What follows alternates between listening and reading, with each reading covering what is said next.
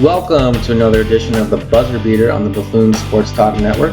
I'm your host for today, Troy Alexander. With me, nobody.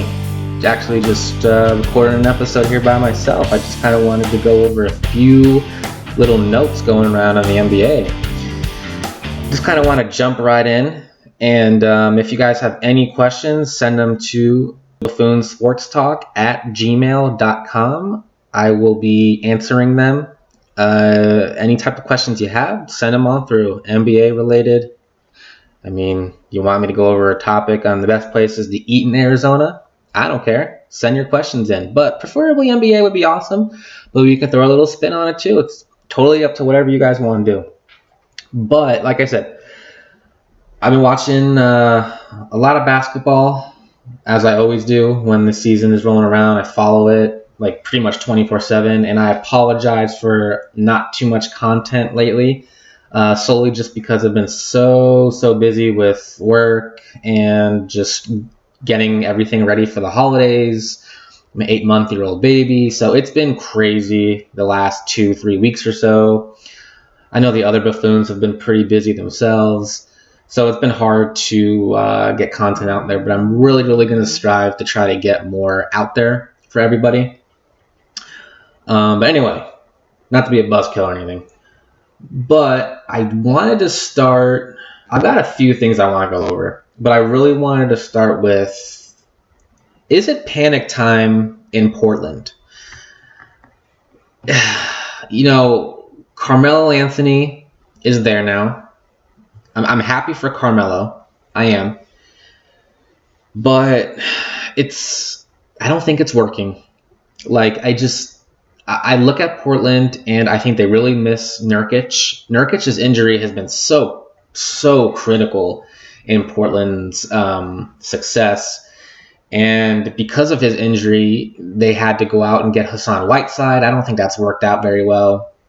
Like, Hassan Whiteside's one of those PR nightmares, plus minus nightmares. You look at his stats and his box score, and you're like, wow, okay, 15 and 15, that's pretty good. But then you look at his plus minus, and it's -10, and then you look at his contract, and you're like, oh, he's also in his late 20s, and he has this really gigantic contract. Now, he is a free agent at the end of the year, which is the silver lining in it. But you had to give up assets to get him because Nurkic got hurt. And you have to imagine, if Nurkic never got hurt last year, where would the Blazers be? I don't think they would have beaten the Warriors in the conference finals last year, but they wouldn't have had to make that move for Whiteside. And I don't know if they would have had to make a move to sign Carmelo. But I just think the Hassan Whiteside's a bad trade by them. But I look at Carmelo, right? Because I've watched a few Portland games, mostly throughout the year, but especially since Carmelo came to the Blazers. And I look at his stats. He's averaging 13. He's playing 29 minutes a game. He's averaging 13 points a game. And this is when it gets interesting. So the knock on Carmelo, since signing with the Thunder and then the Rockets and then now the Blazers, has been, well, he just can't adapt to how the current NBA is. Now, that's true to an extent. Like, if you've watched any of his games in Houston or Oklahoma City, he was adapting his game. Now, that's not to say that he got any better on defense, because no, he hasn't. It's always been his weak suit of his game, and it still is. At this point, he's never going to be a good defender ever. But you can change the type of shots that you're creating or getting. And he was doing that. He was attempting more threes in Oklahoma City and Houston, but they just had bigger problems than Carmelo. So obviously the blame got put on him rather than your star players and Paul George and Russell Westbrook and Chris Paul and James Harden. It's easy to point the blame at someone else than yourself all the time. But, okay, so Carmelo's averaging 9.3 2-point attempts per game. And in those attempts, he's shooting 35.7%. His 3-point attempts are 5.3, and he's shooting 31.3% in those attempts. So he's obviously not shooting well overall, which doesn't help his case. And it's especially on the defensive side that I'm just like, nothing's changed. He's losing his man in the half court. He's getting beat on back cuts. He's going to have to face it, which we've known forever. Carmelo is not a good defender. And in today's NBA, it is a wing-driven league. All the best players are wings. That's not to say, and like Joel Embiid, Anthony Davis, I understand these guys aren't wings, but really to win in the NBA nowadays, you need a all-star / superstar caliber type wing. LeBron James, Kawhi Leonard, Giannis Antetokounmpo, Paul George. Those are just to name some. Klay Thompson. So, I like Melo and I'm really happy for him, but you need to do certain things in the NBA to be successful. Whether that's in those, and pretty much the 2 to 3 most important things is defend, right? I'm not saying you have to be an all-star caliber, all-defensive team defender, but you have to be able to at least make it difficult on guys at times. You can't just let guys do whatever they want. You have to be able to shoot the three at a somewhat reasonable mark. I'm not saying become a 40% three-point shooter. Don't trying to become a Kyle Korver, Klay Thompson. No, I'm not saying that. At least 35%, at least. And you got to be able to have a little playmaking in your game. Carmelo maybe does one of those things somewhat, which is three-point shooting. And he's not a great three-point shooter. He's been historically a streaky three-point shooter. We all know he's just the mid-range king, right? As much as I like Melo, players love him. Players love Carmelo Anthony. They love playing with the guy. They love him. I don't know. No, I'm going to recant that. I don't know if they so much love playing with him, but they love him as a person. And he is a good dude, but he just doesn't do what teams need him to do. And Carmelo was great 10 years ago, but that's before the NBA has evolved. And I think the NBA has just evolved. That's why you don't see guys like, Jamal Crawford's all over social media, like, hey, how come I can't get a job? Same thing with guys like J.R. Smith, maybe. But then you kind of look at guys like, Kyle Korver, for instance. He can't defend to save his life either, but he's a great three-point shooter. And if you can do one of the things well that I listed out of the three, then I think you have a shot in the NBA. But when you don't do any of those three things, it's very hard for you to make a team. Look at Troy Daniels on the Lakers. He's not a good defender at all. But he's a very good three-point shooter. Is he getting a lot of minutes? Probably not, because, the Lakers rather play, Dwight Howard and Kyle Kuzma off the bench before him. And can you really blame him? No, that's not even counting Kentavious Caldwell-Pope. Those are three better players than Troy Daniels. But Troy Daniels can't shoot the three well. So if you can do probably one of the things out of the three well, then you probably can make a roster in the NBA. But when you don't do any of them at a reasonable mark, it's going to be very difficult for you to make a roster. And I'm not blaming Portland's shortcomings on Carmelo Anthony because they were struggling before Melo. That's why they brought Melo in, because they thought, well, okay, Zach Collins is down for 3 months at least. Nurkic is still injured. We got to bring in some type of do something. So they brought in Carmelo. That's fine. But I just don't think scoring is what they need. Losing Al-Farouq Aminu in the offseason really hurt their defense. Losing Mo Harkless really hurt their defense. 2 guys that can guard multiple positions and hit the occasional three. Those are really big pieces to lose. And I think it's coming back to haunt them. And it sucks that Nurkic went out, but and then you got to replace these guys with Mario Hezonja and Carmelo Anthony and Whiteside. It's not really the way to go. And here's an interesting thing I look at with Portland is whenever I look at Portland, I think, well, obviously they're driven on their backcourt. CJ McCollum and Damian Lillard. That's great. 2 great scorers. But I don't think you win in the NBA with an all-star backcourt. But then you got those guys in the back trying to say, no, Golden State did it. Golden State did it. Yeah, you are 100% correct. They won with Steph Curry and Klay Thompson, but guess what? They had the best, third best player in the league, Draymond Green, who literally, I will take Draymond Green on any team. You give me Draymond Green any day, I'll take Draymond. A dude that can guard the 1 through 5, who's a playmaker, who can get you the occasional 20, 25 points when you really, really need him to. Now, obviously, he has to have the right pieces around him to get those points, as we've seen this year. But they also had a really, in all of their runs, they also had Kevin Durant. Can't forget about that. And they also had a very, very deep bench. Andre Iguodala, Sean Livingston, big pieces coming off the bench.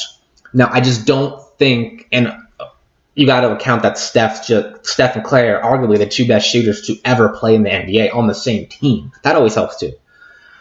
I just think you just can't win with like your two best players being your backcourt.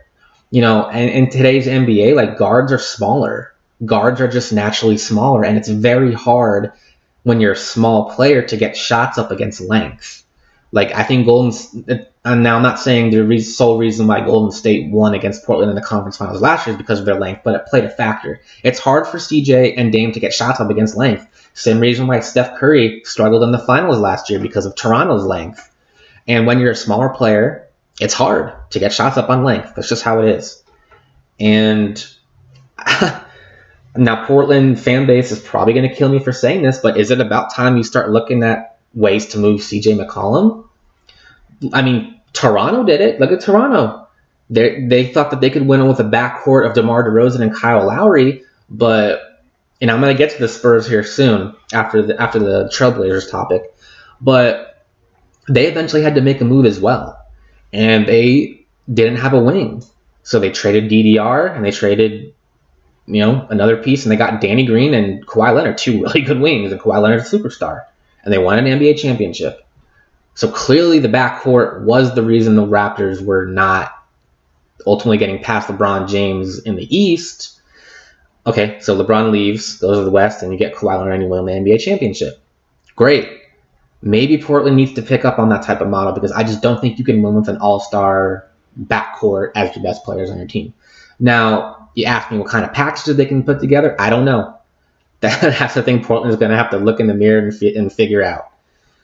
And, maybe you try to get some type of wing. I mean, wings are in very, very high demand because it's a wing-driven NBA league. I don't know. Maybe you call the Magic. Magic needs scoring, and the Blazers need some wings. They need people that can defend and score. So maybe you call up Orlando and you say, hey, what's it looking like for Aaron Gordon? I think you move CJ McCollum. I think that's what you do. Now, CJ's a great player, but it's just not working in Portland. Are you always going to be satisfied with being the Atlanta Hawks of the East? Like, if you remember, the Atlanta Hawks have always been good the last, 5, 7, 9 years or so, but they've always been like a 4 or 5 seed. They've always been around in the playoffs, but they're never able to get past the first or second round. Is that what Portland wants to do? Congratulations, you got to the conference finals last year. But don't you want to win a championship? I don't think you can win a championship with your backcourt as your best players. So, with that being said, and DeMar DeRozan being, thrown in that topic, I want to move on to the San Antonio Spurs, a team that was coming off a 7-game losing streak. They won a game, I want to say they're like 6-11 or 6-12 or something like that. I know they're like 5 or 6 games below 500. But DeMar DeRozan got traded for a reason in the first place, right? And now I look at San Antonio, and man, Aldridge and DeMar, man, especially Aldridge. Like Aldridge's defense picked up a lot since coming to San Antonio, but this year, man, he's looked really slow. And you're pretty. I don't know what you consider DeJounte Murray if he's your second or third best player. I don't know how anyone views him. I really like him. I really like his game though. I also really like Derek White. I think he's really good. I think those are the two cornerstones you build around. I think you obviously build around DeJounte Murray and Derek White. But, with San Antonio's pride in the picture and Pop's pride, I mean, I assume they're still going to try to push for the playoffs. But in hindsight, what if you're able to move Aldridge? And what if you're able to move DeMar DeRozan and get assets to build for the future? Maybe your 20-year run of making the playoffs ends this year. That's fine. You're not going to win anything anyway this year. You're not getting past either LA team, and I don't even think they get past Houston. I don't even know if they get past the Jazz. Like, I don't know, man. I'm not feeling the Spurs. Like, and I also think when your two best players in Aldridge and DeRozan are shooting mid-rangers and they can't defend, that's a problem. You got to have your two best players at least do one or both of those things to have a chance in this league. Neither of Aldridge or DeRozan shoot the three, and neither defend. So, once again, you look at me and say, okay, well, who's going to take on Aldridge at being 34 years old, and who's going to take on DeMar being 30 years old? There's teams that will take on DeMar. Teams love DeMar for some reason. Like, I'm not a big mid-range guy. I believe you got to be able to at least attempt and make some threes and defend at a high level to be successful in the NBA and to win championships. But teams love DeMar, so there's got to be some type of package you can put around DeMar. And I think you build it around White and Murray. I mean, they're nice cornerstones to build it around. At least look at it this way, San Antonio. Parker, Ginobili, and Tim Duncan all retire in the span of like 3, 4, or 5 years, right? And ultimately, you would think your big three cornerstone after they were to retire, you're probably in rebuild mode. No, the San Antonio Spurs are so good at drafting that they're able to get guys like and make deals for Murray and White and know how to draft and build around young players. So that's what you have going for you. If you tell me my favorite team is going to have their best players retire and then still be able to be in a good position after, that's great. Now, I understand that they still had Kawhi Leonard, but he was also, after most of those guys were retired, he was still dealing with that quad, and he wasn't very happy how it was handled, and he got traded. So still, pretty much your cornerstone of your franchise retires, and you've got pieces to build around. That's still a great place to be in. So if I'm the Spurs, I'm making calls, man. I just don't think Aldridge and DeRozan fit into what you need players to do in the NBA nowadays.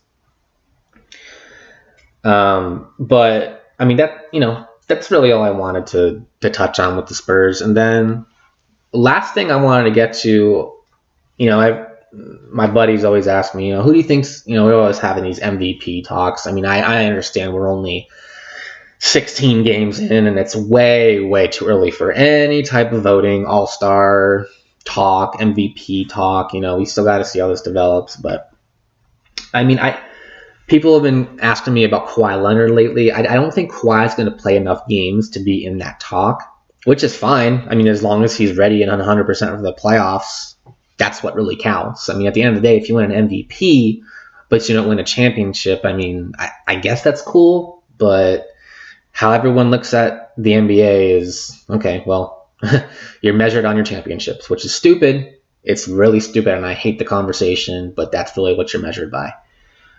And I just don't think, with Kawhi being on load management, and I don't actually know if he has an issue with his quad or his knee or whatever the issue is, but the NBA looked into it, and they said that, yeah, it's actually not just load management.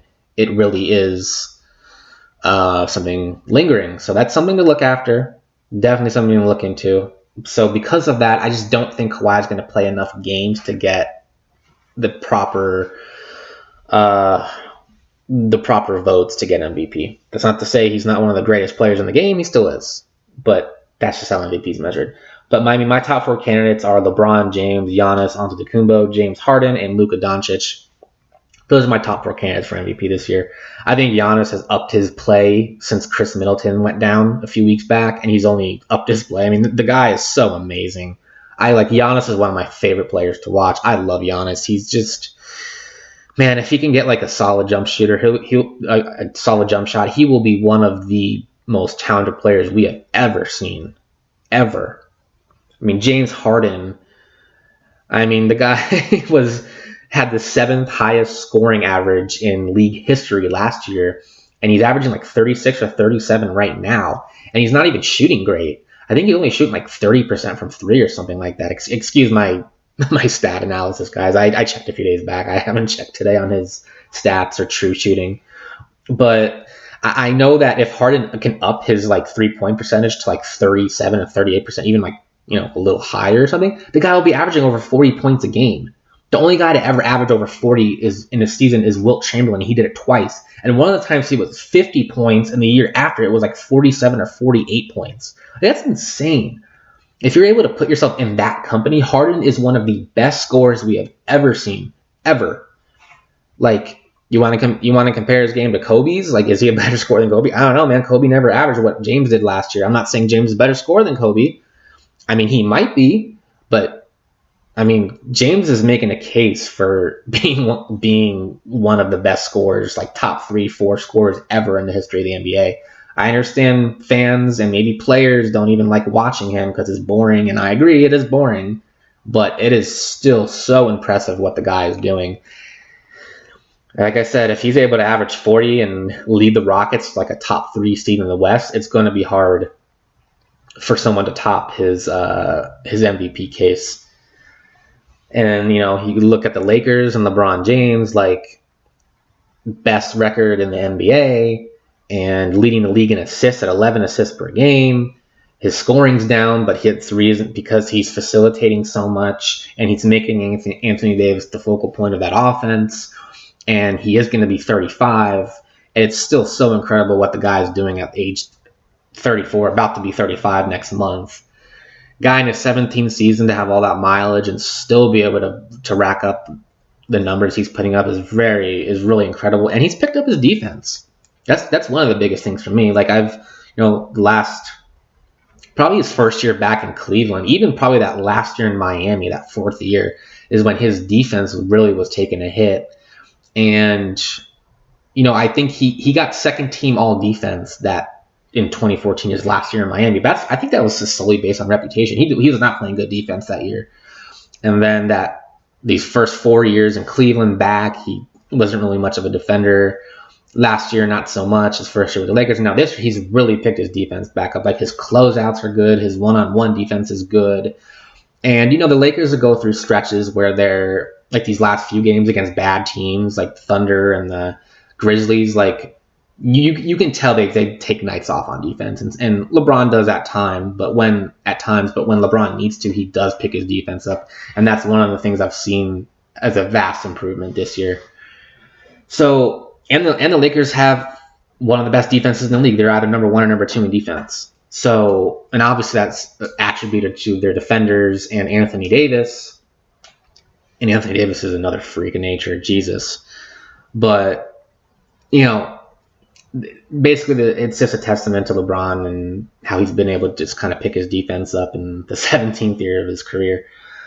And then there's Luka Doncic. You know, one of the buffoons, Jake, he's a Dallas Mavericks fan, and he's like, yeah, Luka's going to win MVP. Luka's going to win MVP. I'm just like, is anyone going to get on Luka's ass for padding his stats when the whole time everyone got on Russell Westbrook's ass for 3 straight years of trying to average a triple-double and padding his stats? Russell Westbrook got crapped on for 3 years, and probably before that, for padding his stats.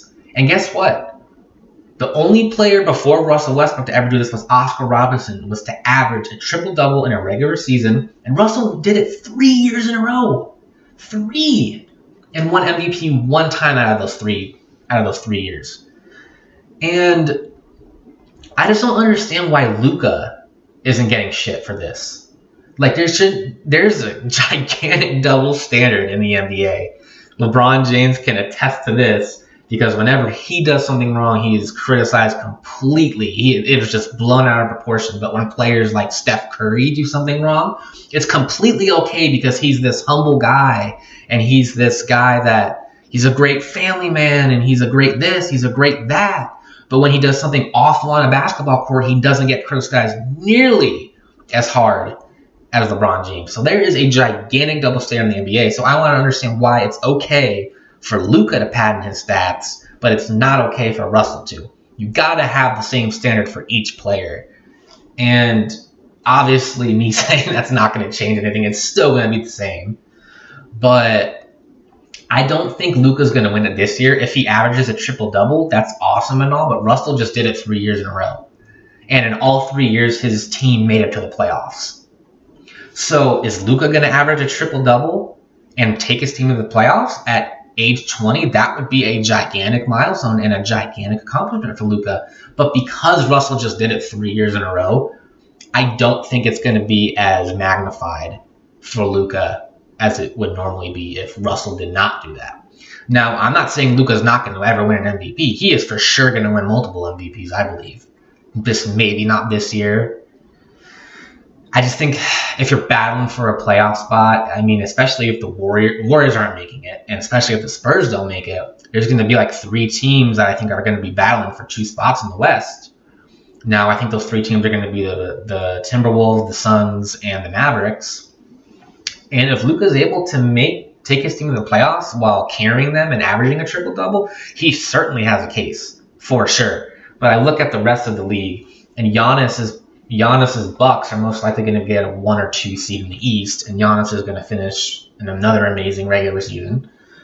LeBron's Lakers and Harden's Rockets possibly are going to be finishing the top 3 seeds, and Harden might have one of the best scoring averages in league history, and the Lakers might finish with the best defense. LeBron might finish with most assists in the league. So I just think it's going to be a little hard for Luka to win it this year. But we will see. Like I said, these are 2 early predictions. We'll have to wait and see what really happens. But that's really my take on the NBA right now. If you guys really like these, let us know. Like I said, our email is buffoonsportstalk@gmail.com. Let us know if you want me to talk about anything else NBA related. I'm always down to talk basketball. You just name the topic and I can babble on for hours. So, like I said, get at us. We're on YouTube. We're all over social media. We are on Spotify, iTunes, Stitcher, pretty much wherever you get your podcast.